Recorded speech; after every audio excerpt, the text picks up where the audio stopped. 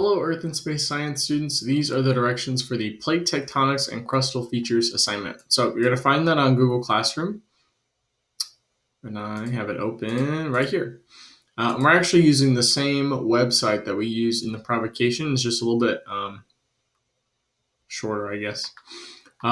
Since we've already kind of done the provocation, you probably don't need to learn about the settings. If you're really concerned, you can look at that. This is like it's an IORAD, and it's just like this kind of interesting tutorial. So it'll tell you like what to click on when you actually get to it, and you kind of mimic it. We've actually already done this, so I wouldn't worry about it. In case maybe you're new, you could look at it. Otherwise, you should be good.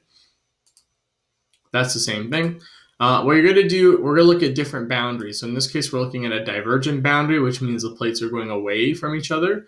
And it's already kind of set up for you when you click on that link. So when I click on that particular one, it's going to load, and be patient. Remember, this website does load a little slowly sometimes, but it will load that model there. And I'm going to try and pause it as soon as it loads. So you can see these plates are moving away from each other. If I zoom in, you can see the arrows are in opposite ways.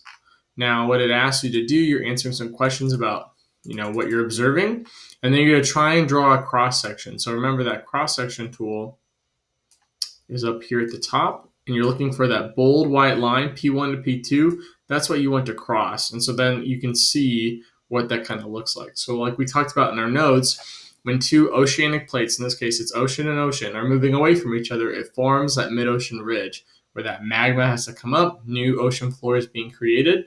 And I'm sure it's kind of probably what this is talking about here. All right, when you're looking at the convergent boundary, you'll open up that different model.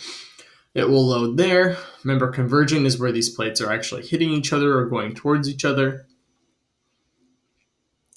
And so even though it looks like these are going away from each other right now, you can see some of the evidence of when they were hitting each other. And if you want, you can even draw the force arrows to get them to hit each other again. But if you notice what this white stuff is, this is representing mountains. So this is when two continental plates are hitting each other. These mountains didn't used to be here, but once they ran into each other, they had nowhere else to go but up. And so that forms those mountains. You'll answer some questions about that.